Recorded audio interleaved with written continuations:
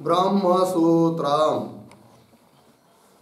ब्रह्मसूत्र ग्रंथ में page number 915 और 915 पेज के ऊपर से 9 नंबर की पंक्ति है।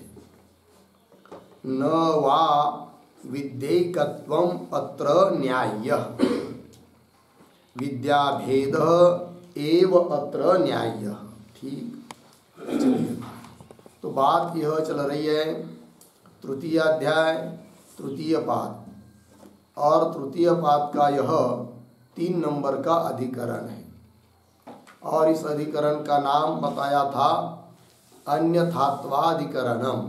ठीक, और जो उद्गीत विद्या है कि जिसका विवेचन छांदोग्य में भी है, बृहदारण्यक में भी है, अतः उन दोनों जगह की जो विद्या है उनका नाम समान होने के कारण उन उद्गीत विद्या का एकत्व होना चाहिए, वो एक ही विद्या है, ऐसा पूर्व पक्षी कहता है। किंतु उसका निराकरण करके सिद्धांती कहते हैं कि भले नाम संज्ञा एक जैसी हो, किंतु वहाँ दोनों जगह का उपक्रम भिन्न भिन्न है और उपास्य भी भिन्न है, अतः नाम समान होने पर भी विद्या का भेद है। इस बात की सिद्धि करने के लिए ही इस अधिकरण की प्रवृत्ति हुई है। तो इस अधिकरण का जो पहला सूत्र था 6 नंबर का, क्रमशः देखेंगे तो 6 नंबर का है, अधिकरण की दृष्टि से पहला है, तो वह पूर्व पक्षी का सूत्र था। तो पूर्व पक्षी ने दोनों जगह की उद्गीत विद्या एक ही है यह बताने के लिए युक्ति प्रयुक्ति प्रयास किया। अब उसका निराकरण करने के लिए ये 7 नंबर का सूत्र, तो सूत्र का अर्थ हम लोगों ने कल देखा था। अब उसके ऊपर जो भाष्य है उसको देखते हैं। ये पंक्ति है न वा विद्यैकत्वम अत्र न्याय्यः। ये जो पंक्ति है नवा इत्यादि, उसके ऊपर लिखिए सिद्धांती या सिद्धांत।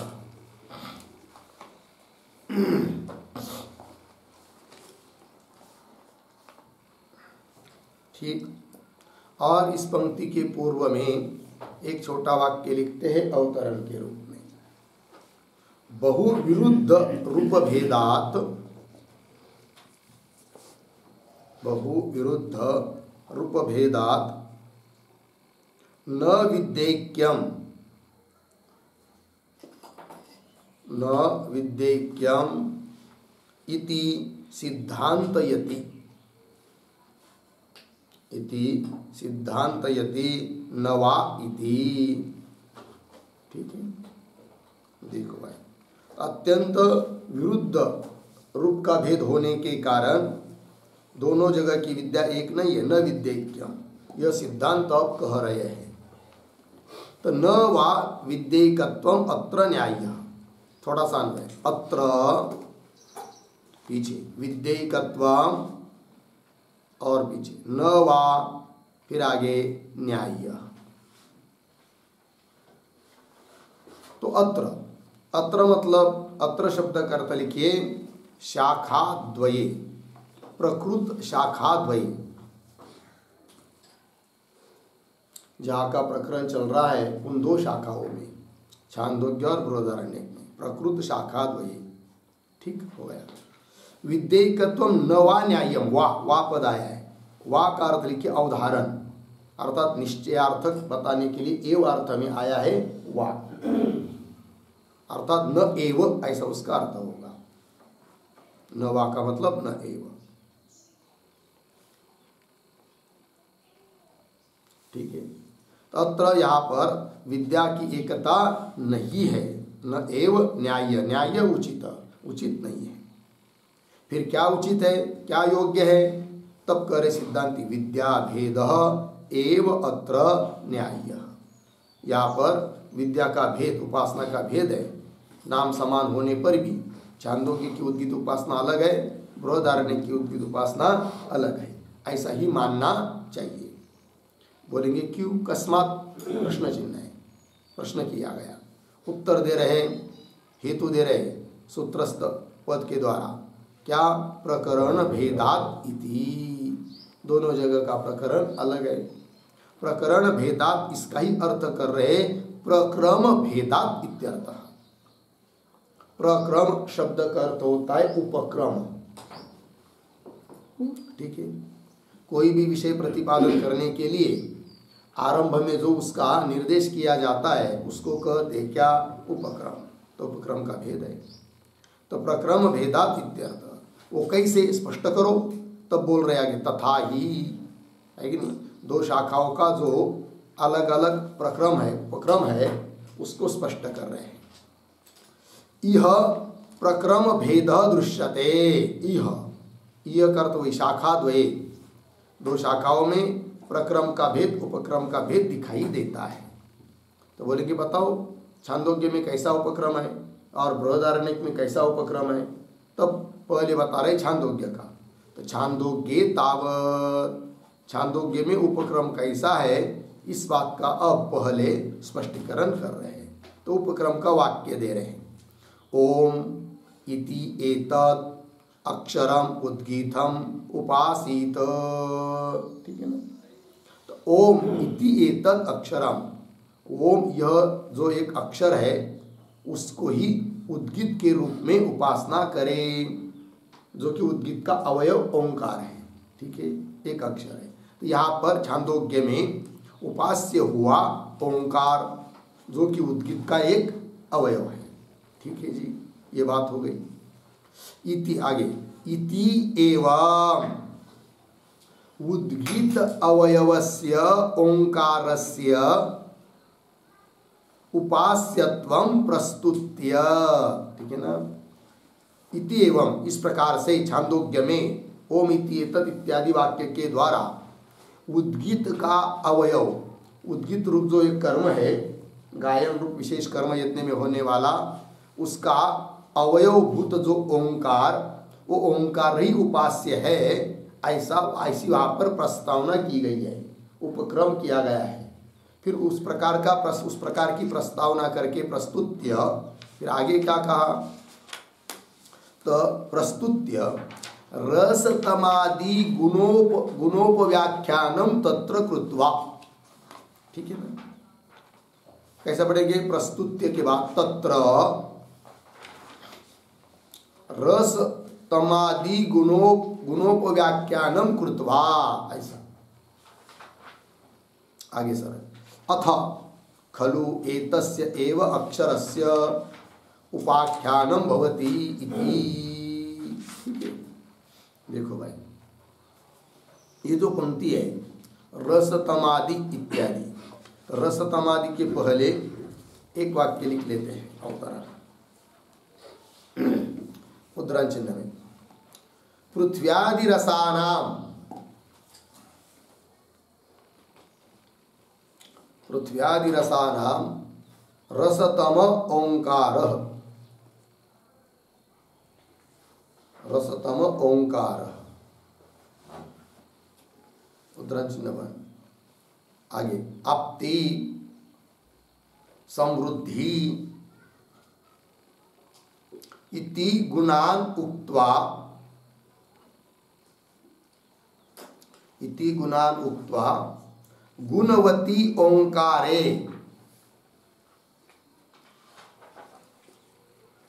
गुणवती ओंकारे प्राणदृष्टि विधानाय, प्राणदृष्टि विधानाय आख्यायिका प्रस्तुता, आख्यायिका प्रस्तुता इति आह रसतम इति। ठीक है, देखो भैया, तो उद्गीत का अवयव ओंकार ही उपास्य है, ऐसी प्रस्तावना करके फिर उसके बाद उस ओंकार में बहुत सारे गुण बताए। पृथ्व्यादि रसानाम रसतम ओंकार, ऐसा ओंकार है। उसमें फिर आपति समृद्धि आदि गुण है, और ये सब गुण बनाकर बताकर गुणवती ओंकारे, उस गुण वाले ओंकार में प्राण दृष्टि विधान करने के लिए आख्यायिका वाकर बताइए। ठीक है। तो चलिए, तो क्या लिखा, पृथ्व्यादि रसानाम रसतम ओंकार। ओंकार कैसा है, पृथ्व्यादि रसों का भी रस है।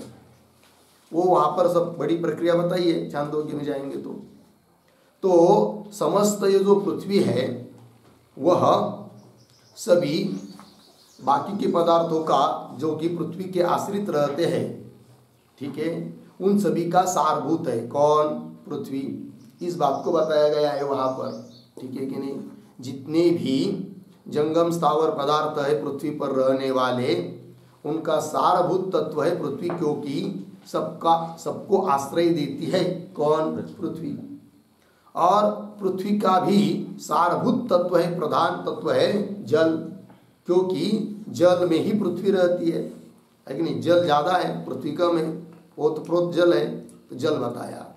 फिर जल के लिए जल का सार तत्व बताया औषधि, क्योंकि उसके निमित्त से ही सिंचन से औषधि निर्माण होती है, औषधि वनस्पति वगैरह अन्न धान्य ये सब।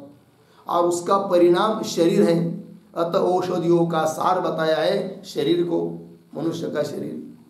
और मनुष्य के शरीर में सारभूत है वाणी, ये बात बताइए।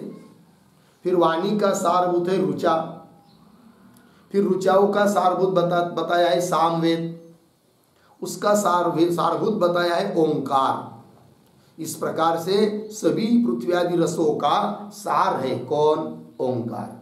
और उस ओंकार में बहुत सारे गुण बताए हैं, उसी को उपास्य बताया है। ये सब इस प्रकार की आख्यायिका वहाँ आती है। तो वही लिखा है भाष्य में, रसतम मतलब क्या, रसतमादि अर्थात सभी रसों का सार है कौन, ओंकार। ये सब बताया है। तो रसतमादि गुण उपाख्यानम उपव्याख्यानम कथनम कृत्वा, उस ओंकार में करके फिर आगे कहा, अथ खलु एतस्यैव अक्षरस्य उपाख्यानम भवति। उपाख्यानम वर्णनम, फिर इसी ओंकार रूप अक्षर का वर्णन होता है, ये कहा इति। फिर आगे पुनरपि, और भी, तम एव उद्गीत अवयवम ओंकारम अनुवर्त्य देवासुराख्यायिका द्वारेण तम प्राणम उद्गीतम उपासांचक्रिरे इति आह। ठीक है, पुनः फिर आगे जाकर बताया है कि तम एव उद्गीत अवयवम ओंकारम, वही उद्गीत का अवयव भूत जो ओंकार, उस ओंकार की अनुवृत्ति करके, अनुवर्तन करके पुनः उसको लाकर फिर बताया है क्या, देवासुर आख्यायिका द्वारे न, देवता लोग और असुर लोग इनकी आख्यायिका बताइए।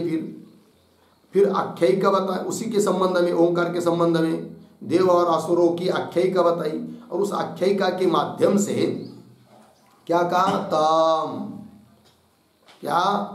तम प्राणम उद्गीतम उपासन चक्रिरे। कैसा पढ़ेंगे, तम उद्गीतम प्राणम उपासन चक्रिरे। फिर वो देवता लोग उसी उद्गीत रूप प्राण की क्या किया, उसने उपासना की, ये बात बताइए। इति आह, लग गया। इस प्रकार का उपक्रम बताया गया है, कहाँ पर, छांदोग्य में उपक्रम बता रहे हैं अलग अलग जगह का। आगे, तत्र यदि उद्गीत शब्देन सकला भक्ति अभिप्रेयेत तस्याश्च कर्ता उद्गाता ऋत्विक ततः उपक्रमः च उपरुद्धेत लक्षणा च प्रसज्जेत। ठीक है, अब कौन बात कही जा रही है, तो ये जो पंक्ति चालू हुई तत्र यदि इत्यादि, तो तत्र के पहले एक वाक्य लिख लेते हैं अवतरण, ननु वाजसनेयके यथा, वाजसनेयके यथा उत्तरंचन में उद्गीतेन अत्ययाम उद्गीथेन अत्ययाम उद्धरण चिन्ह इत्यत्र इत्यत्र उद्गीत शब्देन उद्गीत शब्देन सकला भक्ति ही उक्ता सकला भक्ति ही उक्ता। आगे उद्धरण चिन्ह में त्वं नः उद्गाय त्वं नः उद्गाय उद्धरण चिन्ह इति अनेन अपि इति अनेन अपि प्राणत्वेन प्राणत्वेन उद्गाता उच्यते उद्गाता उच्यते। एवं एवं आगे उद्धरण चिन्ह में ओम इति एतत् अक्षरम ओम इति एतत् अक्षरम उद्गीतम उपासीत उद्गीतम उपासीत उद्धरण चिन्ह बंद। छांदोग्य का यह मंत्र है। आगे इति उपक्रम वाक्यस्थ इति उपक्रम वाक्यस्थ उद्गीत शब्देन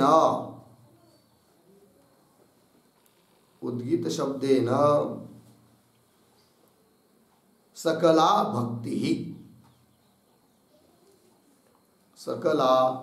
भक्ति अर्धविराम तस्याच कर्ता तस्याः च कर्ता उद्गाता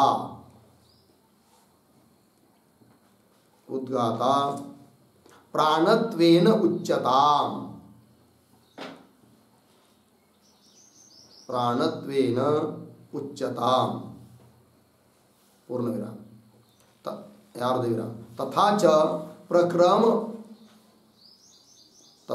प्रक्रम अभेदात्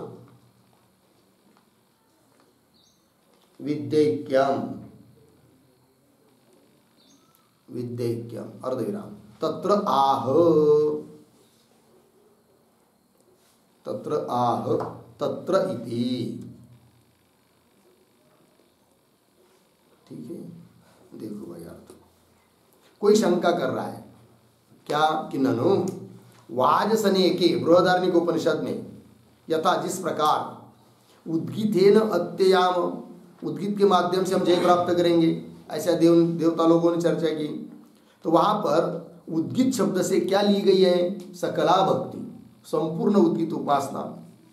तो सकला भक्ति उक्ता और त्वं न उद्गाय इति अनेनापि, यहाँ पर भी प्राणत्वेन उद्गाता उच्यते, प्राण के रूप में उद्गाता कहा गया है उच्यते।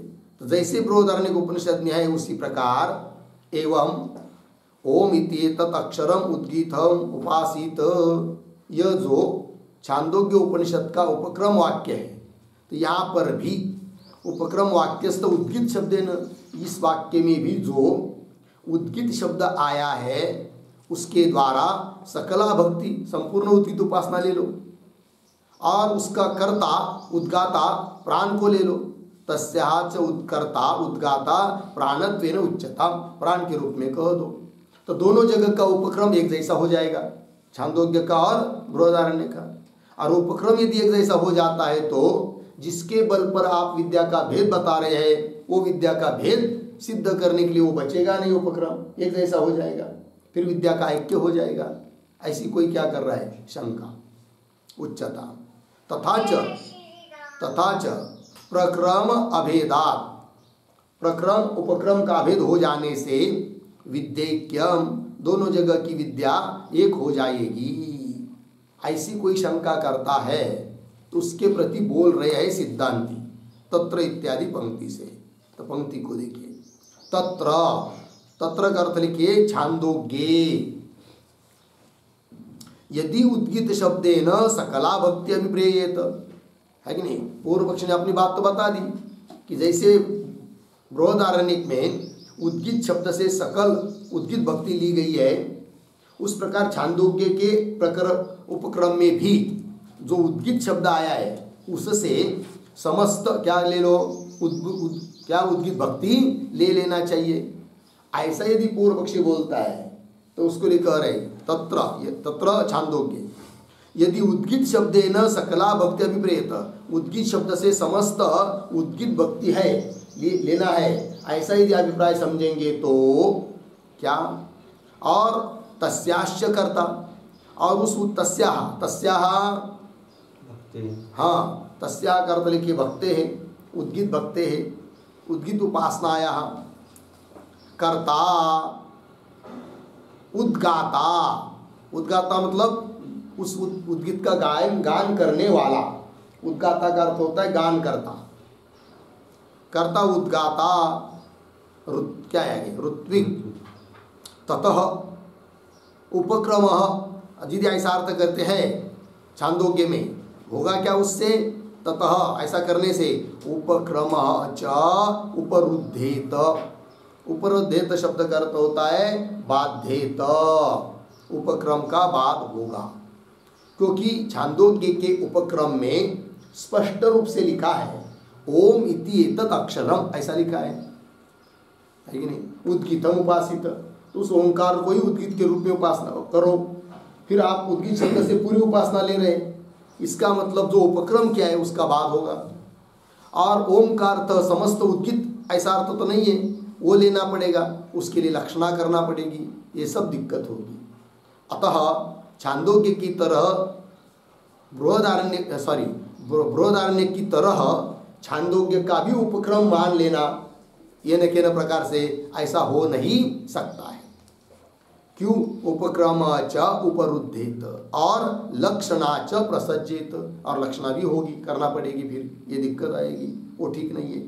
अच्छा, ये जो पंक्ति है उपक्रम च उपरुद्धेत लक्षणा च प्रसज्जेत, इसके आधार पर एक टिप्पणी लिखते हैं हम लोग, लिखेंगे उद्धरण चिन्ह में, ओम इति एतत् अक्षरम, ओम इति एतत् अक्षरम उद्गीतम उपासित, उद्गीतम उपासित, उद्धरण चिन्ह बन, छांदोग्य 1:1:1 आगे, अस्य वाक्यस्य, अस्य वाक्यस्य उद्गीत अवयव ओंकार अक्षरे, उद्गीत अवयव ओंकार अक्षरे, ओंकार अक्षरे, आगे प्राण दृष्टि ही उपरुद्धेत, प्राण दृष्टि ही उपरुद्धेत बराबर विरुद्धेत, विरुद्धेत बराबर बाध्येत इत्यर्थः, बाध्येत इत्यर्थः, पूर्ण विराम। आगे किंच, किंच उद्गीत अवयव ओंकार अक्षरस्य, उद्गीत अवयव ओंकार अक्षरस्य उद्गातृवाचकत्व अभावात्, उद्गातृवाचकत्व अभावात् तेन तेन उद्गातुः लक्ष्यत्वम्, तेन उद्गातुः लक्ष्यत्वम् अपि प्रसज्जेत, अपि प्रसज्जेत, पूर्ण विराम। इति अतः छांदोग्ये उद्गीत शब्देन, छांदोग्ये उद्गीत शब्देन सकला भक्ति न अभिप्रेयते, सकला भक्ति ही न अभिप्रेयते पूर्ण विराम। अतः उपक्रम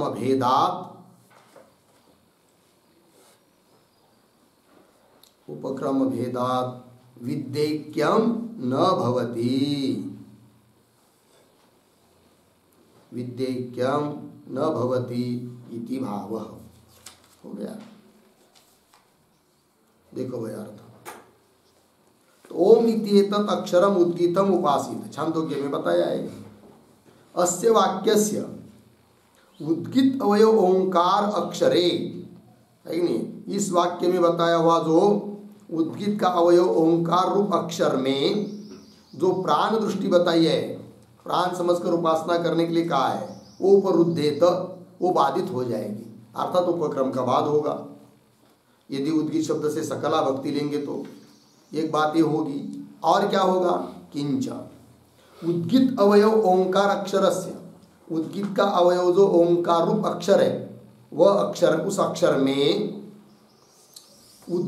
उद्गातृवाचकत्व अभाव, अर्थात उद्गाता का वाचक नहीं है ओंकार, मतलब ओंकार का वाच्य नहीं है उद्गाता।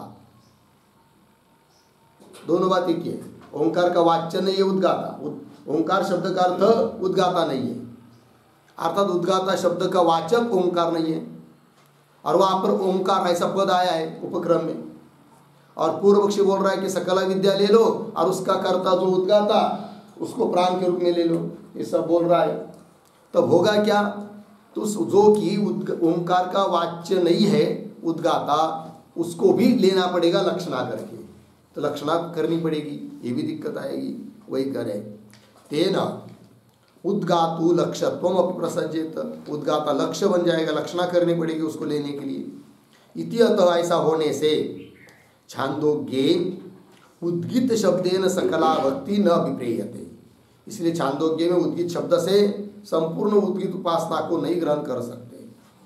तात्पर्य दोनों जगह का उपक्रम भिन्न है, और उपक्रम भेद होने के कारण दोनों जगह की विद्या भी भिन्न है, एक नहीं, ये बता दिया।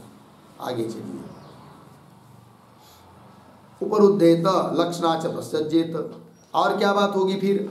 वो करे उपक्रम तंत्रेण च एकस्मिन् वाक्ये उपसंहारेण भवितव्यम, ये भी बात होती है। थोड़ा सा अन्वय, च एकस्मिन् वाक्ये, पीछे उपक्रम तंत्रेण, आगे उपसंहारेण भवितव्यम, ठीक है। उपक्रम तंत्रेण मतलब क्या? उसका अर्थ लिखिए, उपक्रम अनुरोधेन, ठीक है। देखो भैया, जो एकस्मिन् वाक्य, एक ही वाक्य में, अर्थात एक ही प्रसंग में, एक ही प्रकरण में उपक्रम अलग उपसंहार अलग ऐसा नहीं कर सकते हैं। उपक्रम जैसा होगा उसके अनुरोध से उपसंहार समझना पड़ता है। और छांदोग्य में उपक्रम तो ओम इत्येतत् अक्षरम ऐसा करके बताया गया है, फिर उसका उस प्रकरण का उपसंहार उद्गीत शब्द से समस्त उद्गीत भक्ति करके उपासना ऐसा अर्थ नहीं कर सकेंगे। जैसा उपक्रम रहेगा वैसे ही उपसंहार करना पड़ता है, ये बात। एकस्मिन् वाक्ये उपक्रम तंत्रेण उपसंहारेण भवितव्यम, लग गया। तस्मात् अत्र तावत् उद्गीत अवयवे ओंकारे प्राण दृष्टि उपदिश्यते, ठीक है ना। देखो भाई, तस्मात् अत्र, तो ये जो पंक्ति है तस्मात् इत्यादि, तो तस्मात् के पहले एक वाक्य लिखते हैं, ओम इत्येतत् अक्षरम इत्यादौ,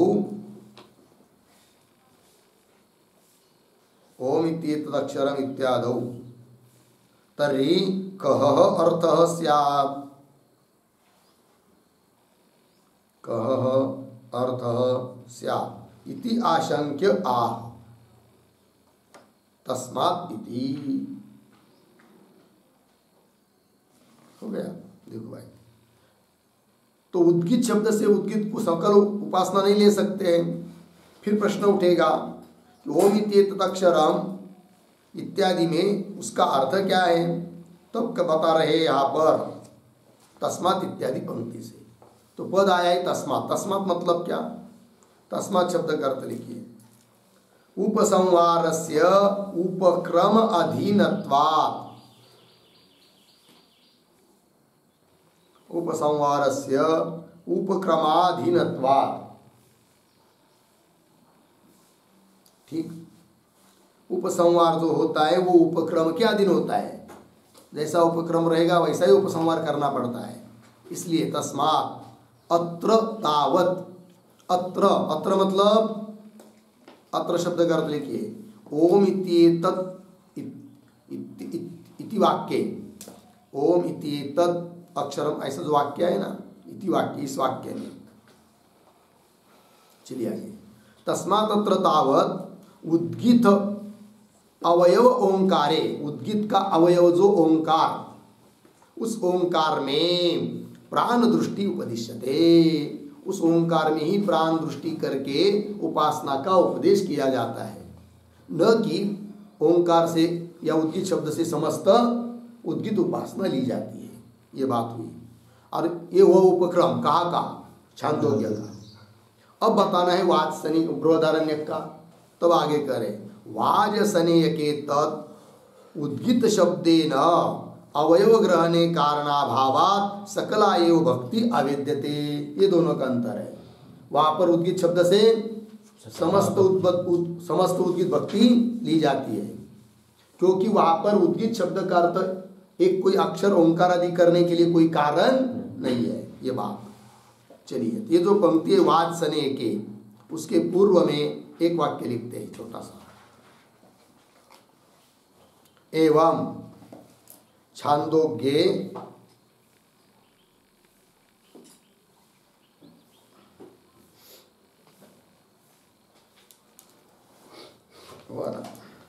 देखो भाई, एवं छांदोग्ये ओंकार उपास्य उक्तः। ओंकार उपास्य उक्तः अर्धविराम। इतरत्र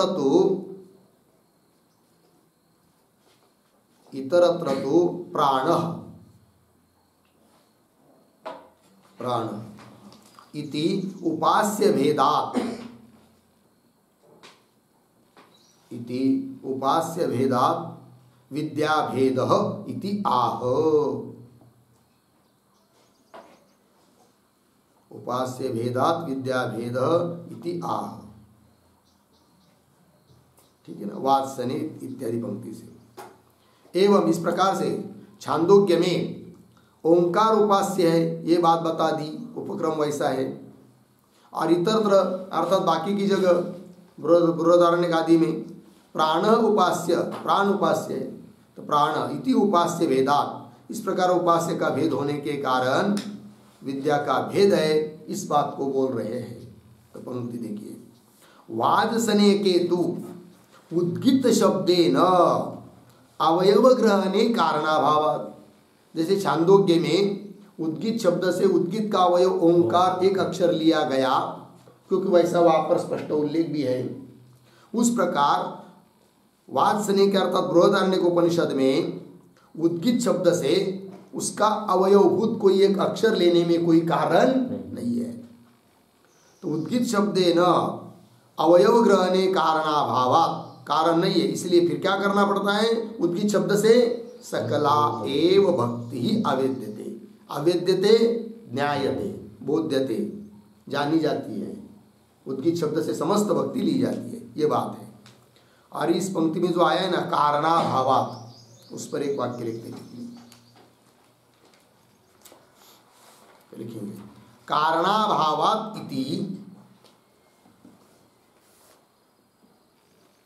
कारणाभावात् इति ओम इत्येतत् अक्षरम। ओम इत्येतत् अक्षरम इति उपक्रमस्य, इति उपक्रमस्य अवयवार्थत्वात्,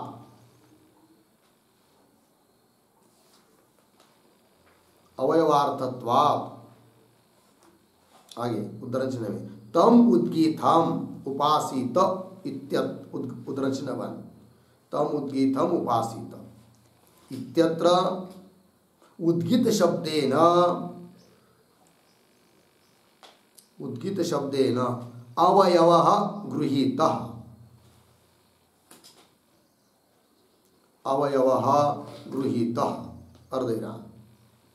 आगे उद्धरण चिन्ह में उद्गीतेन अत्ययाम, उद्गीतेन अत्ययाम, उद्धरण चिन्ह 1, इत्यत्र तु तथा, इत्यत्र तु तथा हेतु अदृष्टत्वात्, हेतु अदृष्टत्वात् सकल भक्ति विषयत्वम एव, सकल भक्ति विषयत्वम एव तस्य इत्यर्थः, तस्य इत्यर्थः। ठीक है, हो गया अर्थ। देखो भाई, कारणाभावात्, कारण नहीं है, इति ओम इति एतत् अक्षरम इति उपक्रमस्य, ये उपक्रम है छांदोग्य में, उपक्रमस्य अवयवार्थत्वात् तम उद्गीतम उपासित इत्यत्र उद्गीत शब्देन अवयव गृहीतः, उद्गीत शब्द से उद्गीत का अवयव ओंकार का ग्रहण किया गया है, क्योंकि स्पष्ट लिखा है ओम इति एतत् अक्षरम, ऐसा अवयवार्थ बताया है। और फिर छांदोग्य बृहदारण्यक में भी ऐसा करेंगे, तब कर नहीं कर सकते। कैसे कि बृहदारण्यक वाक्य दे रहे उद्गीतेन अत्ययाम इत्यत्र, यहाँ पर तो तथा हेतु अदृष्टत्वात्, जैसा छांदोग्य में उद्गीत शब्द का अर्थ उद्गीत का अवयव ओंकार करने में हेतु दिखाई देता है, क्योंकि उपक्रम वाक्य में ये तद अक्षरम ओंकार में ऐसा लिखा है, उस प्रकार हेतु यहाँ पर दिखाई देता नहीं है। हेतु अदृष्टत्वात् सकल भक्ति विषयत्वम एव तस्य, तस्य उद्गीत शब्दस्य सकल भक्ति विषयत्वम, सकल भक्ति लेनी पड़ती है, उसका अवयव एक ओंकार नहीं ले सकते हैं। ये बात हुई। चलिए आगे भाष्य में वांसने केतु उद्गीत शब्देन अवयव ग्रहणे कारणाभावा सकला एव भक्ति आवेद्यते। और आगे त्वं नः उद्गाय, बृहदारण्यक कई वाक्य है, तुम न हमारे लिए उद्गान करो, ऐसा प्राण के उद्देश्य से देवता लोग बोले हैं, प्राण को लेकर। इत्यपि यहाँ पर भी तस्याहा कर्ता, तस्याहा उद्गीत भक्ते है कर्ता, उस उद्गीत भक्ति का, उद्गीत उपासना का कर्ता उद्गाता ऋत्विक प्राणत्वेन निरूप्यते, है नहीं? उसका, उस उद्गीत उपासना का कर्ता जो है उद्गाता, क्योंकि उद्गीत एक कर्म है, उसका जो करने वाला उसको कहते उद्गाता। उद्गाता मतलब उद्गान करने वाला, और उसके द्वारा जो कर्म किया जाता है वो उद्गीत कर्म। ठीक है, तो तस्या कर्ता उद्गाता ऋत्विक प्राणत्वेन, वह ऋत्विक ही क्या है, प्राण के रूप में निरूप्यते, अर्थात उच्चते कहा जाता है। इति, इस प्रकार प्रस्थानांतरम, प्रस्थानांतरम कर्त लिखे उपक्रमांतरम, इस प्रकार से दोनों जगह का उपक्रम अलग अलग है, छांदोग्य का और बृहदारण्य का। अतः दोनों जगह का उपास्य भिन्न है, अतः दोनों जगह की उपासना भी भिन्न है, एक नहीं है, नाम समान होने पर भी। हो गया, आगे चलिए। यद्यपि तत्र उद्गीत सामानाधिकरण्यम प्राणस्य तदपि उद्गातृत्वेन एव दिदर्शयिषितस्य प्राणस्य सर्वात्मत्व प्रतिपादनार्थम इति न विद्येकत्वम आवहति। हो गया। थोड़ा सा अन्वय करते हैं। यद्यपि तत्र, फिर एक शब्द छोड़कर आगे, प्राणस्य, फिर पीछे उद्गित सामानाधिकरण्य, आगे तदपि, आगे सरल है, ठीक है। और ये जो पंक्ति चालू हुई है यद्यपि, उसके पूर्व में एक वाक्य लिखते हैं अवतरण, यद उक्तम, यद उक्तम वाजिश्रुतौ अपि,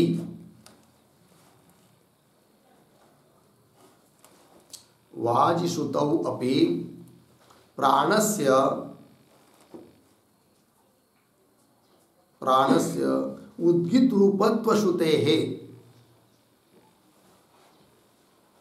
उद्गित रूपत्व श्रुतेः उपास्यैक्यम् इति, उपास्यैक्यम् इति अर्धविराम तद्दूषयति यद्यपि इति, यद्यपि इति, ठीक है। देखो भाई अर्थ, तो जो बात कही थी पूर्व पक्ष ने, यद उत्तम वाजिश्रुतवपि, वाजसने बृहदारण्यक में भी प्राणस्य उद्गित रूपत्व श्रुते है, ठीक है ना। प्राण क्या है? उद्गित रूप है। ऐसी श्रुति होने से उपास्य ऐक्यम, तो उपास्य की एकता हो जाएगी, इति तद्दूषयति, उस पर अब दोष दे रहे हैं यद्यपि इत्यादि पंक्ति से। तो पंक्ति को देखिए, यद्यपि तत्र, तत्र का अर्थ लिखिए वाजसनेयके, अर्थात बृहदारण्यक उपनिषद में, यद्यपि तत्र क्या, प्राणस्य उद्गित सामानाधिकरण्यम, प्राण का उद्गित के साथ क्या बताया है? सामानाधिकरण्य बताया है, ठीक है ना। तो वो क्या सामानाधिकरण्य कैसा बताया है? येष वा उद्गित, येष प्राण, ये प्राण ही उद्गित है, ऐसा सामानाधिकरण्य बताया है। और यदि सामानाधिकरण्य बताया है तो उद्गित का कर्ता जो कि उद्गाता, वह प्राण कैसा हो पाएगा? क्योंकि उद्गित का और प्राण का सामानाधिकरण्य मतलब दोनों एक है, तो फिर उद्गित का कर्ता उद्गाता कैसा मान पाओगे? यह अभिप्राय। पंक्ति की देखिए, यद्यपि तत्र प्राणस्य उद्गित सामानाधिकरण्यम, उद्गित के साथ सामानाधिकरण्य बताया है, तदपि उद्गातृत्वेन एव दिदर्शयिषितस्य प्राणस्य, तब उत्तर दे रहे तदपि, वह भी, मतलब वह सामानाधिकरण्य भी उद्गातृत्वेन एव, उद्गाता के रूप से ही, दिदर्शयिषितस्य प्राणस्य, उद्गाता के रूप में दिखाया गया या दिखलाने के लिए अभिलषित जो प्राण है, दिदर्शयिषितस्य प्राणस्य, दिखलाने के लिए अभिलषित जो प्राण है, किस रूप से दिखलाने के लिए अभिलषित है प्राण? उद्गाता के रूप में लिखा है ना, उद्गातृत्वेन, उद्गातृत्वेन, उद्गाता के रूप में ही दिखाने के लिए अभिलषित, दिदर्शयिषितस्य, अभिलषित इच्छित जो प्राण, उस प्राणस्य सर्वात्मत्व प्रतिपादनार्थम, वह प्राण सबका आत्मा है, इस बात को दिखाने के लिए सामानाधिकरण्य है। ये बात है उद्गित के साथ, सर्वात्मत्व प्रतिपादनार्थम इति, ऐसा होने से क्या, न विद्यैकत्वम आवहति, अतः वह सामानाधिकरण्य विद्या एक है, इस बात को सिद्ध नहीं कर सकता है, ये बात बता दी। इति न विद्यैकत्वम आवहति कथयति इत्यर्थः, ठीक है ना।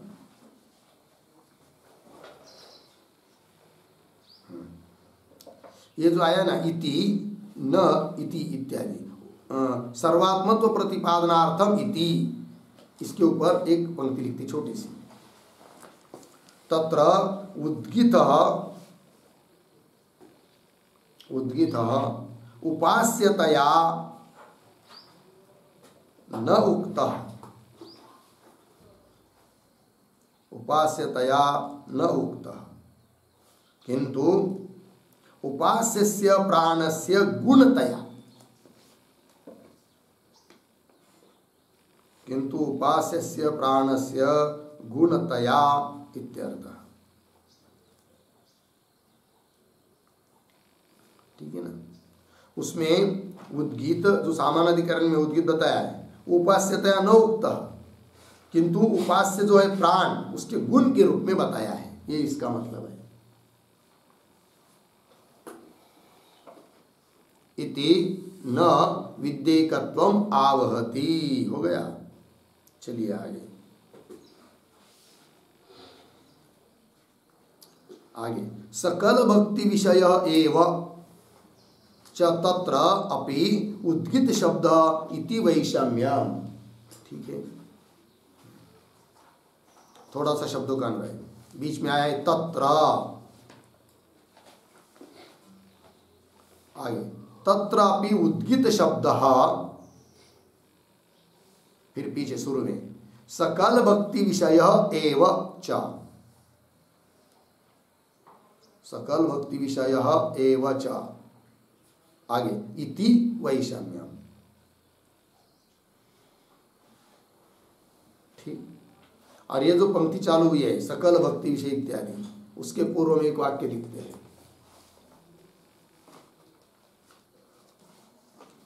अवतरण किंच किंच अर्धविराम छांदोग्ये उद्गीतः ओंकारः,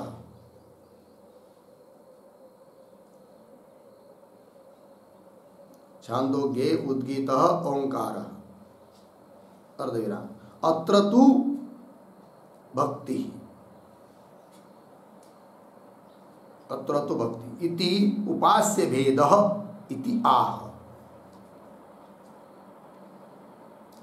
इति उपास्य भेदः इति आह सकल इति। देखिए भाई अर्थ किंच, और क्या छांदोग्ये उद्गीत ओंकार, छांदोग्य में जो उद्गीत है वो क्या लिया, उसका अर्थ ओंकार। और अत्र मतलब बृहदारण्यक में उद्गीत शब्द से भक्ति, उद्गीत उपासना। इस प्रकार उपास्य का भेद है, इस बात को स्पष्ट कर रहे हैं। लाइट बंद कर।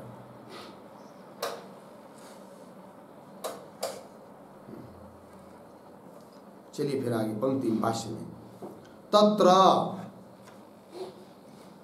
सकल भक्ति विषय एव, तत्र अपि उद्गीत शब्द सकल भक्ति विषय एव, तत्र अपि, तत्र मतलब का, तत्र शब्द का अर्थ लिखिए, तत्र सामानाधिकरण्य उक्तौ, क्यों ऐसा लिखिए, उद्धरण चिन्ह में एष उवा उद्गीत, एष उवा उद्गीत उद्धरण चिन्ह बन इति सामानाधिकरण्य उक्तौ, सामानाधिकरण्य वाक्योक्तौ, ऐसा अर्थ, सामानाधिकरण्य वाक्योक्तौ, हो गया। वो सामानाधिकरण्य बताने वाला वाक्य कौन है, ये शौवा उद्गीत इत्यादि बृहदारण्य। उस प्रकार के सामानाधिकरण्य वाक्य उक्ति में भी उद्गीत शब्द सकल भक्ति विषय एव, बृहदारण्यक में वह उद्गीत शब्द समस्त भक्ति विषयक ही है, न कि केवल ओंकार रूप शब्द विषयक है। सकल भक्ति विषय एव इति, इस प्रकार से दोनों में क्या है, वैषम्यम है कि नहीं, अर्थात फिर दोनों में वैषम्य विषमता है, उपास्य अलग अलग है और अलग अलग उपास्य होने के कारण विद्या भी दोनों जगह की भिन्न भिन्न है, ये बात सिद्ध हो जाती है। ठीक, आगे चलिए। न च प्राणस्य उद्गातृत्वम असंभवेन हेतुना परित्यज्यते, अर्धविराम उद्गीत भाववत् उद्गातृभावस्य अपि उपासनार्थत्वेन उपदिश्यमानत्वात्। ठीक है, चलिए भाई तो ये जो पंक्ति है न च इत्यादि, उसके पूर्व में एक वाक्य लिख लेते हैं उत्तरण। प्राणस्य जड़त्वात्, प्राणस्य जड़त्वात् न उद्गातृत्वम्, न उद्गातृत्वम् अर्धविराम, किंतु किंतु उद्गीतत्वम् एव, उद्गीतत्वम् एव वाजिभिः अपि ग्राह्यम्, वाजिभिः अपि ग्राह्यम् इति ऐक्यम् आशंक्य आह, इति ऐक्यम् आशंक्य आह न च इति। ठीक है, देखो भाई, प्राणस्य जड़त्व, प्राण तो जड़ है, और जड़ होने से उद्गाता कैसा बनेगा फिर? ठीक है ना। तो प्राणस्य जड़त्वात् न उद्गातृत्व, किंतु फिर क्या करो, उसको उद्गाता मत समझो, किंतु उद्गीतत्वम एव, उद्गीत ही है वो, ऐसा समझो। वाजिभी अपि ग्राह्यम, बृहदारण्यक लोगों ने भी इस प्रकार समझना चाहिए, ग्राह्यम, और ऐसा समझेंगे तो ऐक्य हो जाएगा। ऐसी कोई शंका करता है तो उसको उत्तर दे रहे न च इत्यादि पंक्ति से। तो पंक्ति को देखिए, न का अन्वय बाद में, च प्राणस्य उद्गातृत्वम् असंभवेन हेतुना न परित्यज्यते, प्राण उद्गाता बन नहीं सकता है जड़ होने से, इस दृष्टि से असंभव होने से, असंभव हेतु के द्वारा उसका त्याग नहीं करते, क्यों? उपास्य नहीं है करके। क्यों? तो भले वो जड़ हो, किंतु क्या उसके सामर्थ्य से उद्गान होता है, ये आगे की पंक्ति में भी कह रहे हैं। और उपासना, उपास्य के रूप में उसको कहने में कोई दिक्कत नहीं है, वही कह रहे हैं। तो प्राणस्य उद्गातृत्वम् असंभवेन हेतुना न परित्यज्यते, क्यों? उद्गीत भाववत्, जैसे प्राण में उद्गीत भाव कर सकते हैं उपासना के लिए, उस प्रकार उद्गीत भाववत् उद्गातृ भावस्य अपि, उस प्राण में उद्गाता भाव भी बना सकते हैं उपासना के लिए। उद्गातृ भावस्य अपि उपासनार्थत्वेन, उपासना के लिए उपदिश्यमानत्वात्, उपदेश किया गया है। ठीक है, एक बात ये हो गई। फिर आगे, प्राणवीर्येण एव च उद्गाता औद्गात्रम करोति इति नास्ति असंभव। ठीक है, जो असंभव बताया था ना ऊपर, वो भी नहीं है, ये बात कह रहे हैं। अभी थोड़ा सा पहले अन्वय कर लेते इस पंक्ति का, एक शब्द छोड़कर, च उद्गाता, पीछे प्राणवीर्येण एव, आगे औद्गात्रम करोति इति, फिर अंतिम में असंभवः, पीछे नास्ति। ठीक, अरे जो पंक्ति चालू हुई है प्राणवीर्येण, उसके पूर्व में एक वाक्य लिखेंगे तो स्पष्ट होगा। और लिखेंगे असंभवम अभ्युपेत्य, असंभवम अभ्युपेत्य वाचनिकम उद्गातृत्वम, वाचनिकम उद्गातृत्वम इति उक्तम, इति उक्तम अर्धविराम, संप्रति,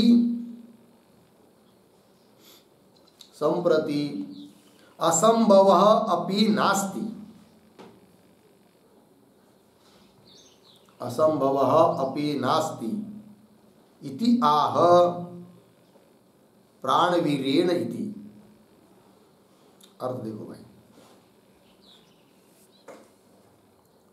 तो पीछे की पंक्ति में जो बात कही कि ठीक है प्राण में उद्गातृत्व का असंभव है, उसको स्वीकार करके वाचनिकम, वाचा के द्वारा वाचनिक है कौन? उद्गातृत्व, उद्गायन करना वाणी से होता है। इति उक्तम। संप्रति किंतु अब असंभव अपि नास्ति, प्राण में उद्गातृत्व का असंभव भी नहीं है, क्योंकि वाणी जो भी उद्गायन कर रही, गान कर रही है, वो प्राण के सामर्थ्य से ही कर रही है, ठीक है ना। अतः उद्गातृत्व मुख्य रूप से प्राण में ही आता है। वही कह रहे च उद्गाता, उद्गायन करने वाला, गान करने वाला, प्राण वीर्येन एव, प्राण सामर्थ्येन एव, प्राण के सामर्थ्य से ही, प्राण के बल पर ही औद्गात्रम करोति, है कि नहीं। वो औद्गात्र कर्म करता है, उद्गाता के द्वारा जो कर्म किया जाता है उसको औद्गात्र कर्म कहते हैं। वो औद्गात्र कर्म उद्गाता प्राण के सामर्थ्य से ही करता है। करोति इति, ऐसा होने से असंभव नास्ति, अर्थात प्राण में उद्गातृत्व का असंभव भी नहीं है।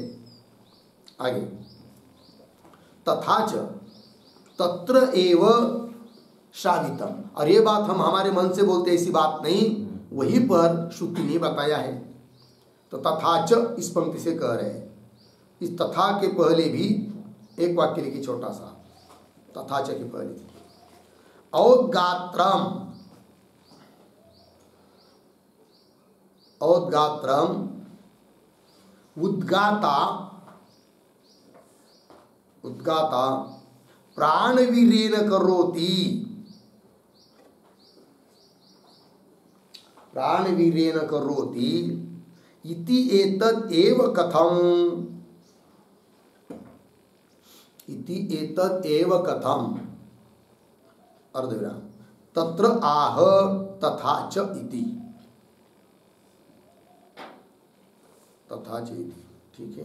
देखो भाई अर्थ, औद्गात्रम, ठीक है, औद्गात्र कर्म उद्गाता प्राण के सामर्थ्य से करता है, जो आप पीछे के पंक्ति में बताया, वो कैसे, कथम, उसके लिए उत्तर दे रहे। तथा च तत्र एव,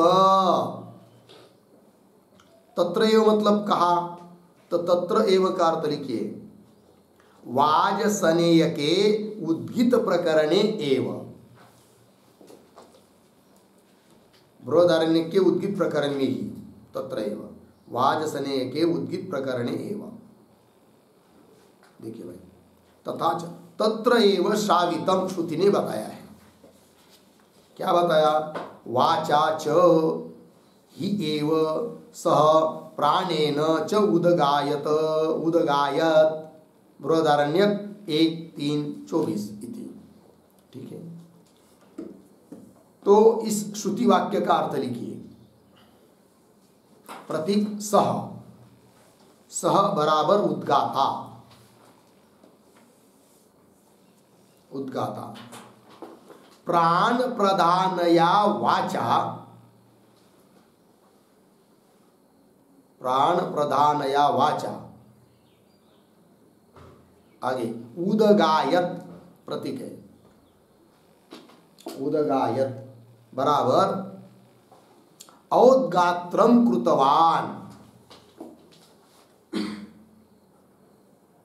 औद्गात्रम कृतवान इति श्रुतेः, इति श्रुतेः असंभवः अपि न इत्यर्थः, असंभवः अपि न इत्यर्थः, ठीक है। देखो भैया, तो स व उद्गाता प्राण प्रदान या वाचा, प्राणेन वाचा, ऐसा है ना, प्राण प्रदान वाचा शिवानी से ही औद्गात्रम कृतवान, औद्गात्र कर्म उसने किया है। अर्थात इति श्रुति के आधार पर, श्रुति से असंभव भी न, असंभव भी नहीं है, प्राण में उद्गाता बनना असंभव भी नहीं है, ये बात भी हो गई।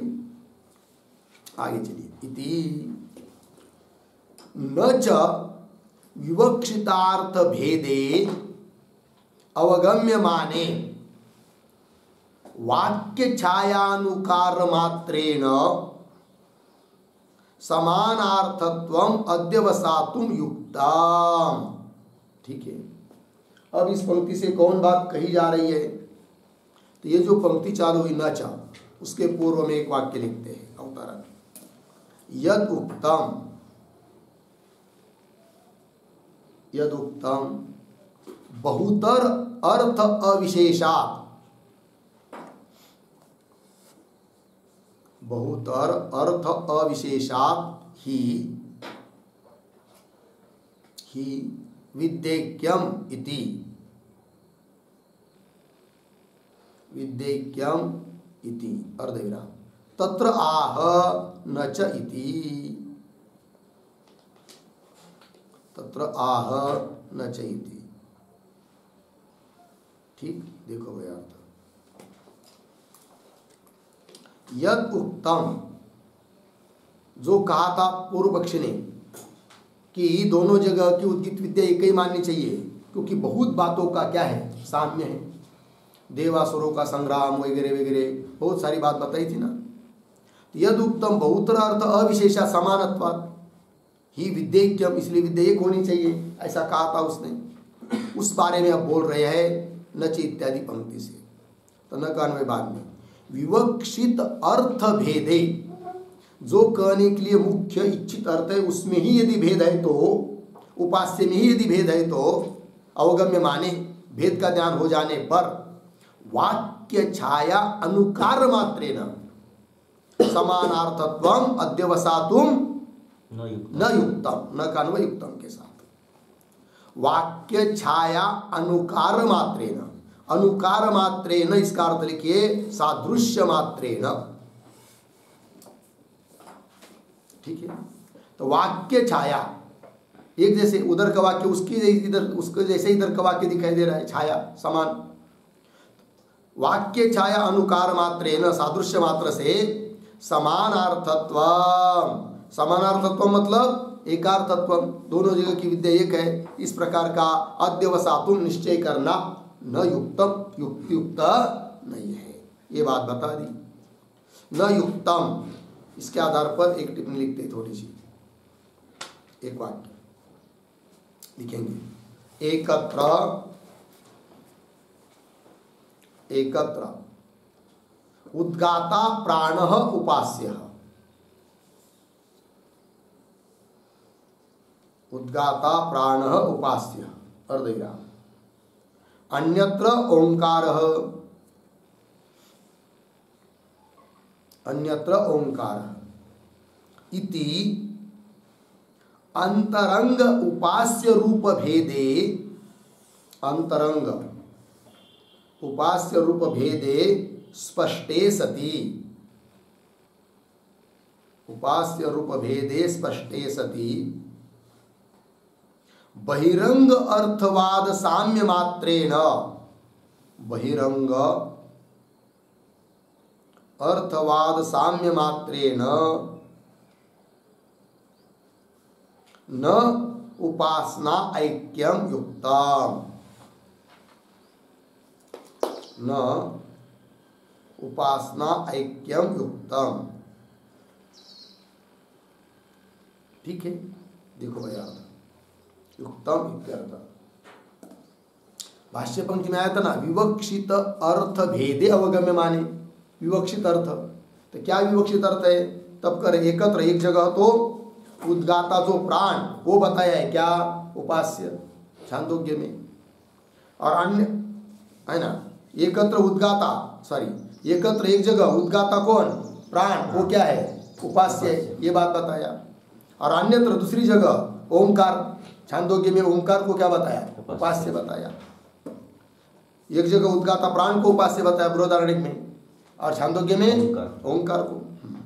अन्यत्र ओंकार इति, इस प्रकार से विवक्षित अर्थ में भेद जान लेने पर, तो वही कहा अंतरंग मुख्य जो उपास्य उसके रूप में यदि भेद स्पष्ट है तो बहिरंग है कौन, अर्थवाद, उसका साम्य होने से थोड़ी विद्या का एकता होगी, नहीं होगी।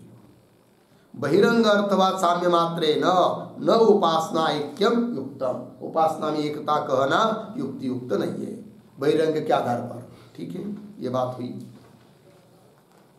चलिए आगे। तथा ही अभ्युदय वाक्ये पशु काम वाक्ये च त्रेधा तंडुलान विभजेत ये मध्यमाः स्युः तान् अग्नये दात्रे पुरोडाशम अष्टकपालम कुर्यात् इत्यादि निर्देश साम्ये अपि उपक्रम भेदात् अभ्युदय वाक्ये देवता अपनय अध्यवसितः अर्धविराम पशु वाक्ये तु याग विधि पूर्ण विराम। अभी बीच में क्या लाया भाई, ये जो पंक्ति चालू हुई तथा ही अभ्युदय इत्यादि, तो तथा ही के पहले एक वाक्य लिखते हैं, वाक्य सादृश्य मात्रेण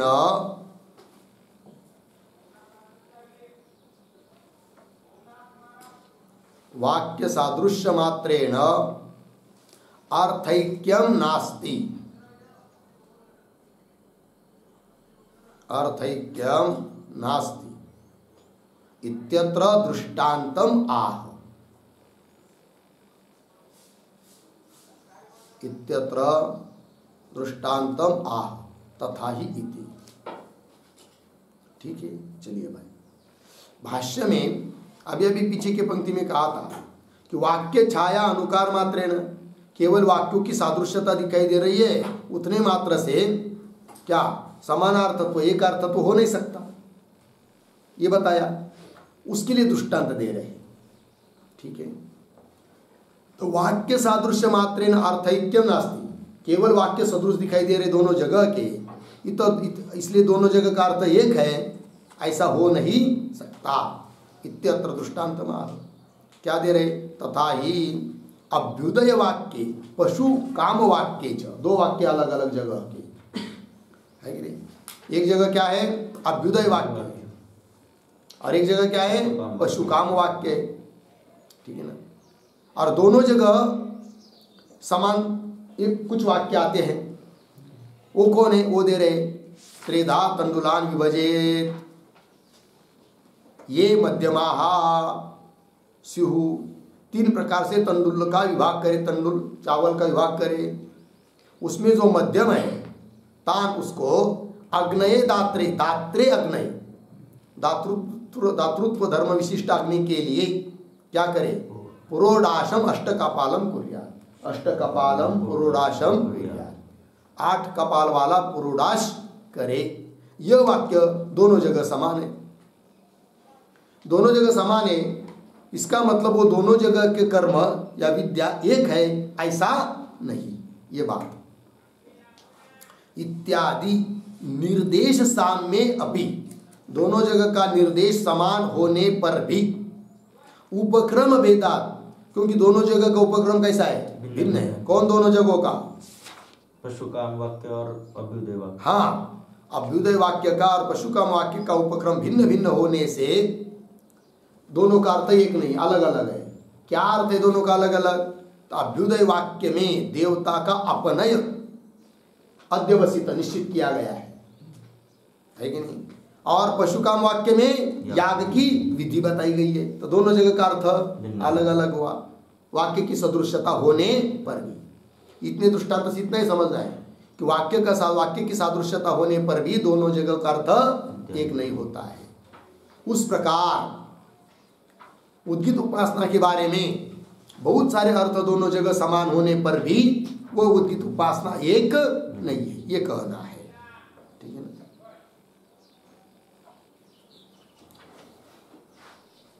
हो गया ना। देवता अपने मतलब देवताओं से वियोग, अध्यवसित, तो क्या वहां का प्रसंग है वो बहुत बड़ा है, इतने गहराई में हम लोगों को जाने नहीं है। दृष्टांत समझ में आ गया, बात समाप्त। तो भी एक दो वाक्य उसके आधार पर लिख लेते हैं।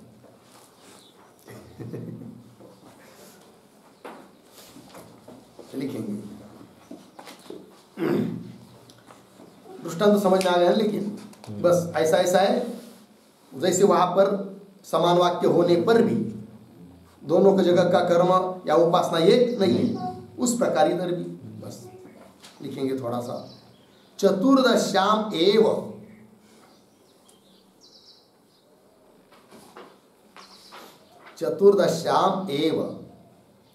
अमावस्या भ्रांत्या अमावास्या भ्रांत्या दर्शार्थम प्रवृत्तस्य यजमानस्य दर्शार्थम प्रवृत्तस्य यजमानस्य चंद्रमाः पश्चात अभ्युदेति चंद्रमाः पश्चात अभ्युदेति अर्धेरा तद विषयम वाक्यम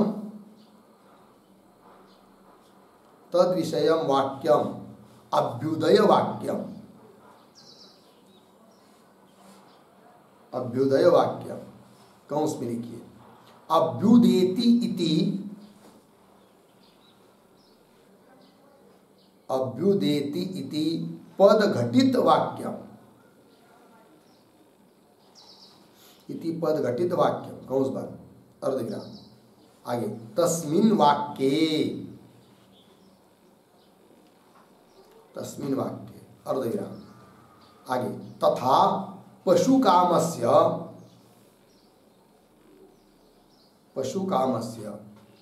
इष्टि विधायके च वाक्ये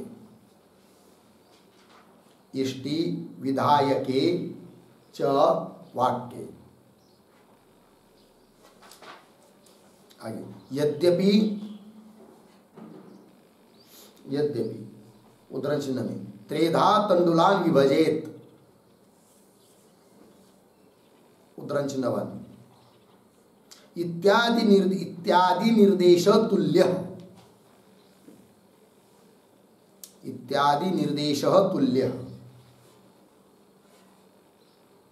तथापि बराबर वाक्यद्वये निर्देशस्य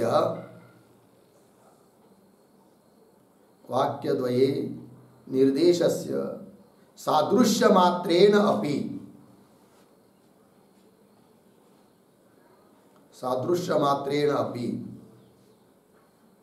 अर्थैक्यम नास्ति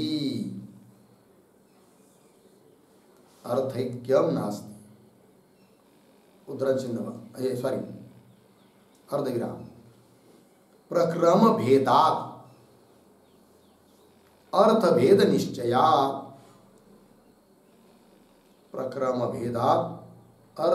निश्चयात पूर्ण विराम तथा प्रकृते शाखाद्वये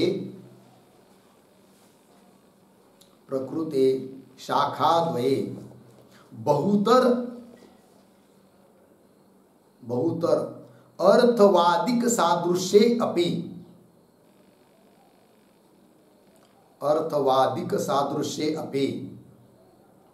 पूर्वोक्त प्रक्रम भेदात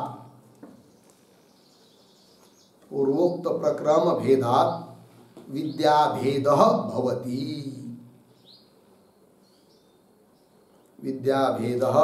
भवति इति हो गया। चलो भाई बहुत शॉर्टकट कर दिया। देखो अर्थ क्या होता है कि चतुर्दश्याम एव अमावस्या भ्रांत्या दर्शार्थम प्रवृत्त से कोई व्यक्ति है यजमान और दर्श याग करने के लिए प्रवृत्त हुआ है। दर्श का मतलब होता है अमावस्या को याग किया जाता है वो, किंतु उसको भ्रम हो गया कि आज ही अमावस्या है, किंतु अमावस्या नहीं थी। क्या था? चतुर्दशी थी, अमावस्या की पहला दिन। तो चतुर्दश्याम एव अमावस्या भ्रांत्या, अमावस्या समझकर दर्शार्थम प्रवृत्त से दर्श याग करने के लिए प्रवृत्त हुआ, प्रवृत्त से यजमानस्य। फिर बाद में चंद्रमा पश्चात अभ्युदयति, चंद्रमा का क्या हुआ? उदय हुआ। तब उसको समझ में आया कि अरे नहीं, आज तो क्या है? चतुर्दशी है, अमावस्या नहीं है। फिर ऐसे समय पर क्या करें? दर्श के लिए वो सब सामग्री जुटी हुई है, वो करेंगे तो अनिष्ट होगा।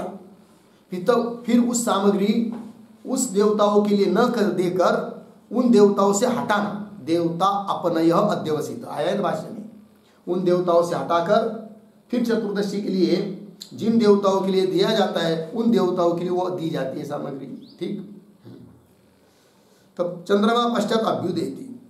फिर ऐसा जो वाक्य है तद विषयम वाक्यम, उस विषय को बताने वाला जो वाक्य उसको कहते हैं अभ्युदय वाक्य।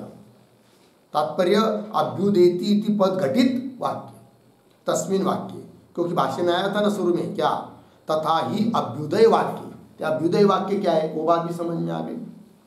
फिर आ गया है पशुकाम वाक्य, वो भी बता रहे हैं। तथा पशुकाम वाक्य मतलब पशु कामस्य, जिसको पशु की कामना है, पशु ऐश्वर्य जिसको चाहिए उसके लिए इष्टि विधायक वाक्य, उसके लिए याद करने के लिए जो वाक्य बताया है उस वाक्य ने, उसको यहाँ पर शॉर्टकट में क्या पशु वाक्य, पशु काम वाक्य ऐसा अर्थ बताया है।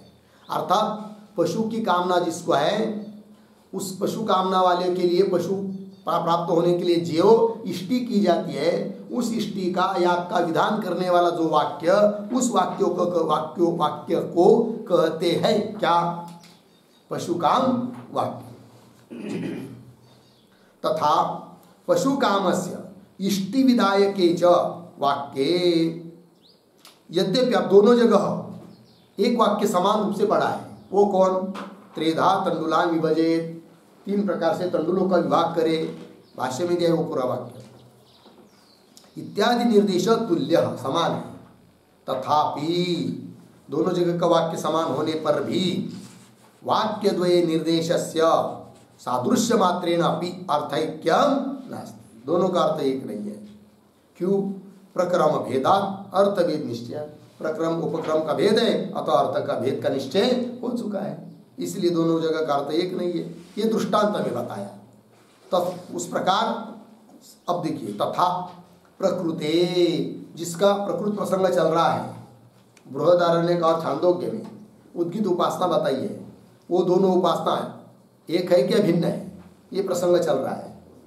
तब पूर्व पक्ष ने कहा था दोनों जगह की उद्गीत उपासना एक है, क्योंकि अर्थवाद आदि बहुत सारी बातों का सादृश्य है, उसके लिए आप सिद्धांति बोल रहे हैं।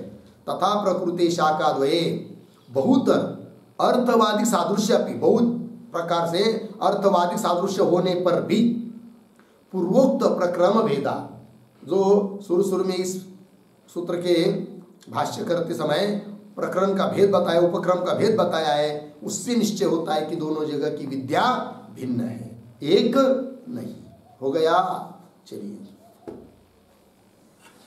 भाष्य में, देवापनय अध्यवसित पशुकाम वाक्य तो याग विधि तथा इह अपि उपक्रम भेदात विद्या भेद, दृष्टांत बताया, दाष्टान्त को बता रहे।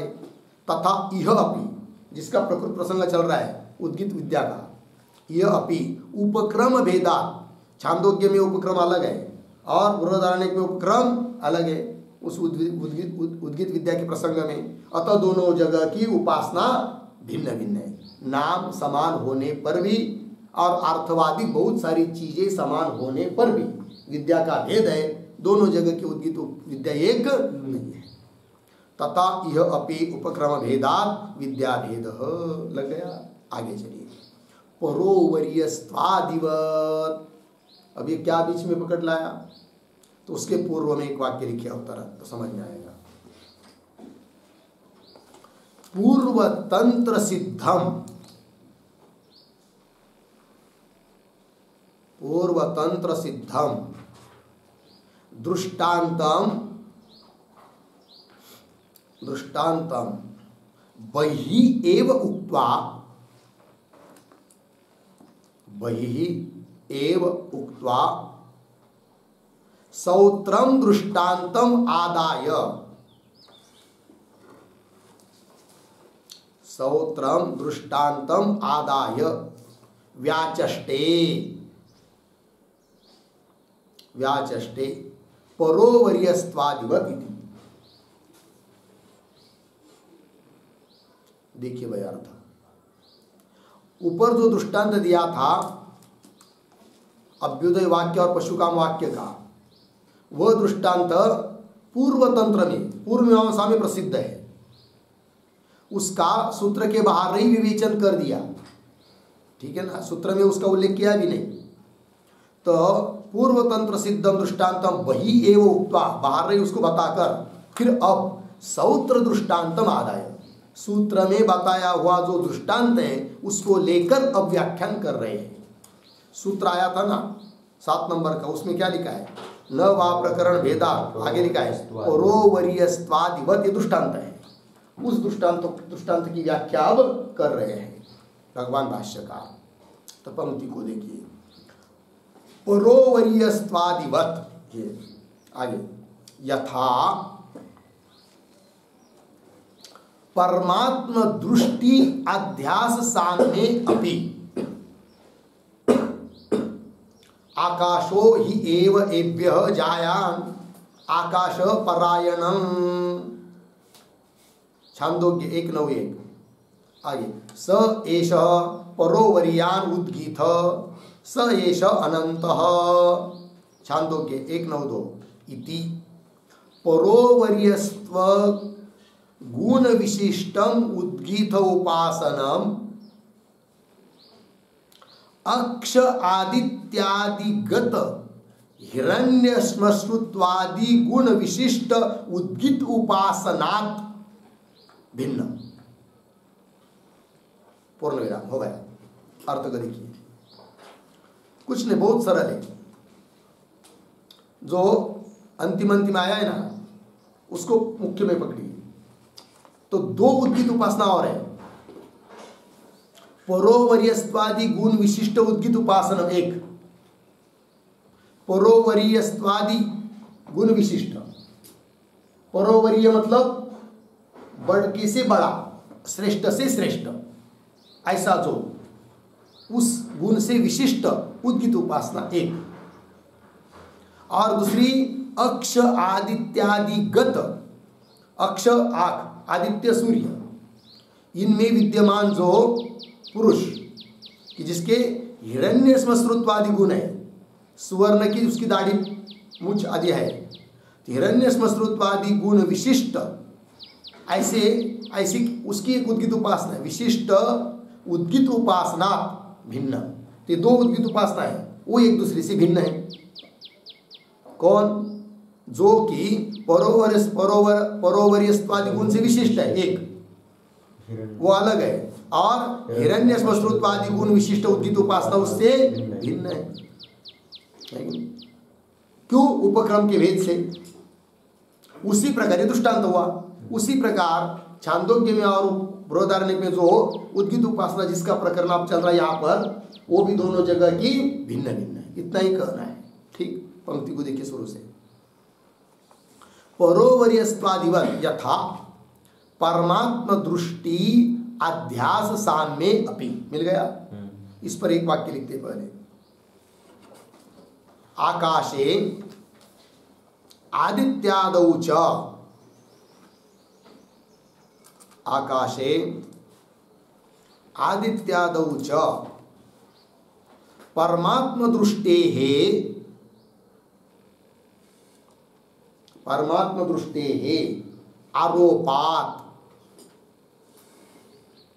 आरोपात् उद्गीत उपास्ति साम्ये अपि,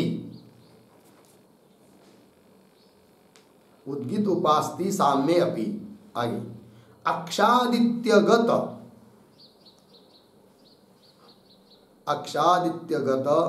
हिरण्यश्मश्रुत्वादि गुण विशिष्ट, हिरण्यश्मश्रुत्वादि गुण विशिष्ट उद्गीत उपासनतः, उद्गीत उपासनतः, उद्गीत उपासनतः। आगे, परोवरीयस्त्वादि गुण विशिष्ट, परोवरीयस्त्वादि गुण विशिष्ट उद्गीत उपासनम भिन्ना, उद्गीत उपासनम भिन्ना। अर्धविराम, तथा इह अपि इत्यर्थः, तथा इह अपि इत्यर्थः। ठीक, देखो भाई अर्थ। आकाश में, आकाश आदित्यादौ च परमात्मा दृष्टि आरोपात, परमात्मा की दृष्टि करनी है आकाश में, परमात्मा की दृष्टि करनी आदित्यादि में, तो आरोप है ना, वो अध्यास है। तो आकाशे आदित्यादौ च परमात्मा दृष्टेः आरोपात उद्गीत उपास्ति साम्येपि, दोनों जगह आरोप है परमात्मा दृष्टि का। अतः उद्गीत उपासना दोनों जगह समान दिखाई देने पर भी अक्षादित्यगत हिरण्य स्मश्रुत्वादि गुण विशिष्ट जो उद्गीत उपासना उससे भिन्न है कौन? परोवर्यस्वादि गुण विशिष्ट उद्गीत उपासना। ये दृष्टांत में हुआ। तथा यह अभी उस प्रकार यहाँ जिसका प्रकृत प्रसंग चल रहा है यहाँ पर भी समझना चाहिए। आइए भाष्य में। यथा परमात्म दृष्टि अध्यास साम्य अपि, परमात्म दृष्टि का अध्यास मतलब आरोप दोनों जगह समान है, क्योंकि आकाश में भी परमात्मा दृष्टि करने के लिए बताई है, आदित्यादि में भी बताई है। ठीक। यथा परमात्म दृष्टियाध्यास साम्य अपि आकाशो ही एव एभ्य जायान आकाश परायणम। आकाश मतलब परमात्मा, परमात्मा ही एभ्य, एभ्य भूतेभ्य, इन भूतों से जायान बड़ा है, और आकाश परायण, आकाश परमात्मा ही सबका क्या है? आश्रय है। ये बात। और आगे स एष परोवरियान, वही यह बड़े से बड़ा श्रेष्ठ से श्रेष्ठ उद्गीत है। स एष अनंत, वही यह अनंत है। इति, इस प्रकार परोवरीयस्त्व गुण विशिष्टम उद्गीत उपासनम, परोवरीयस्त्वादि गुण से विशिष्ट जो उद्गीत उपासना है वह भिन्न है। किससे? अक्ष आदित्यादिगत हिरण्य स्मश्रुत्वादि गुण विशिष्ट उद्गीत उपासना, उस उद्गीत उपासना से भिन्न भिन्न है। ये दृष्टांत हुआ।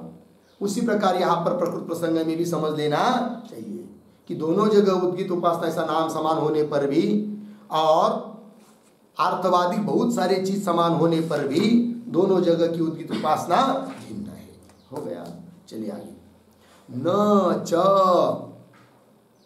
इतरेतर गुणोपसंहारः एकास्यामपि शाखायां तद्वत् शाखान्तरस्तरस्तेषु अपि एवं जातीयेषु उपासनेषु इति। ठीक। पहले शब्दों का थोड़ा अन्वय। च, फिर एक दो शब्द छोड़कर आगे एकस्याम अपि शाखायाम, पीछे इतरेतर गुणोपसंहारः, शुरू में न, आगे तद्वत्, आगे सरल है। हो गया। देखो भाई, और ये जो पंक्ति चालू है न च इत्यादि, उसके पूर्व में एक छोटा वाक्य लिखिए। दृष्टान्ते अपि, दृष्टान्ते अपि अधिक गुणानाम,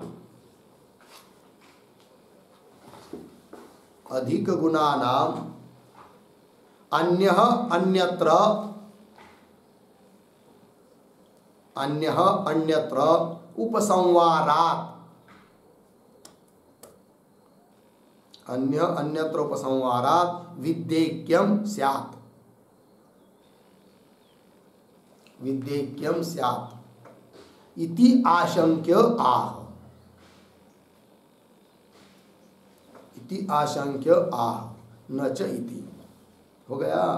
देखो भैया, कदाचित शंका करने वाला शंका करेगा कि जिस दृष्टांत के बल पर आप प्रस्तुत प्रसंग की उद्गीत उपासना भिन्न भिन्न बता रहे हो, उस दृष्टांत में भी क्या कर लो? गुणों का उपसंहार कर लो एक दूसरे में, तो वहां भी विद्या एक हो जाएगी, इधर भी विद्या एक हो जाएगी। ऐसी कोई क्या करेगा? शंका। वही देखिए, दृष्टांत अभी अधिक गुणाना, जात अधिक गुण है, वहां के अन्य गुण अन्यत्र उपसंहार, उपसंहार कर लो, संग्रह कर लो, तो विद्या एक के बन जाएगा। वैसे ही दृष्टांत में प्रस्तुत प्रसंग में हो जाएगा। ऐसी कोई शंका करता है तो उसको उत्तर दे रहे न च इत्यादि पंक्ति से। अर्थात एक शाखा में ही दो समान विद्या बताई है, किंतु अलग अलग है, वहां पर उनका गुणों का उपसंहार नहीं है। पंक्ति देखिए, क्योंकि अभी अभी जो प्रसंग बताया आकाश आकाशो ही एव एभ्य जायन इत्यादि, वो छांदोग्य उपनिषद का बताया है। वहां परोवर्यस्त्वादि गुण विशिष्ट उद्गीत उपासना अलग, और आदित्य गत हिरण्यश्रुत्वादि गुण विशिष्ट उद्गीत उपासना अलग। एक ही छांदोग्य में वहां पर भी एक जगह का गुण का उपसंहार दूसरी जगह नहीं होता है, क्योंकि दोनों उपासना भिन्न भिन्न है। अब एक शाखा में ही अलग अलग उपासना का गुण का उपसंहार नहीं होता है, तो दो शाखा में भिन्न भिन्न दो उपासना यदि है, भले नाम समान हो, तो वहां पर भी गुणों को उपसंहार कैसा होगा? अर्थात नहीं होगा। और नहीं होगा तो विद्या एक नहीं है, फिर विद्या भिन्न भिन्न है, ये सिद्ध हो जाता है। वही देखिए पंक्ति च और एकस्यामपि शाखायाम, एक ही ऊपर कहा हुआ बात दृष्टांत की छांदोग्य शाखा में, एकस्यामपि शाखायाम छांदोग्य में क्या जी? इतरेतर गुणोपसंहार न, एक दूसरे में गुण का उपसंहार नहीं है। तद्वत उस प्रकार शाखांतरे क्या? शाखांतरस्तेषु अन्य अन्य शाखा में विद्यमान, एक छांदोग्य में एक बृहदारण्य में अलग अलग, एवं जातीयकेषु उपासनेषु इति, है कि नहीं? क्या वाक्य पूरा कैसा होगा? एवं जातीयकेषु उपासनेषु, कौन पद लाएंगे? शाबाश। इतरेतर गुणोपसंहार न, लग गया ना? इतरेतर के एक दूसरे के गुण के उपसंहार नहीं है। एवं जातीयकेषु, एवं जातीयकेषु मतलब क्या? उसका अर्थ लिखिए, उद्गीत उपासनावत प्रसंगेषु,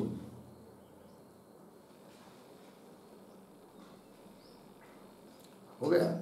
उद्गीत उपासना का जो प्रसंग है ना, उस प्रकार इत्येवं जातीयकेषु उपासनेषु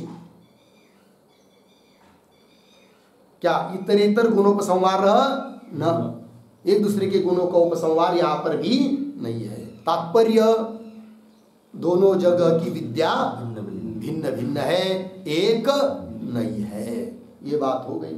इसके साथ साथ इस 7 नंबर के सूत्र का भाष्य पूरा हुआ। आगे का विचार हम लोग कल करेंगे। ओम पूर्णमदः पूर्णमिदं पूर्णात्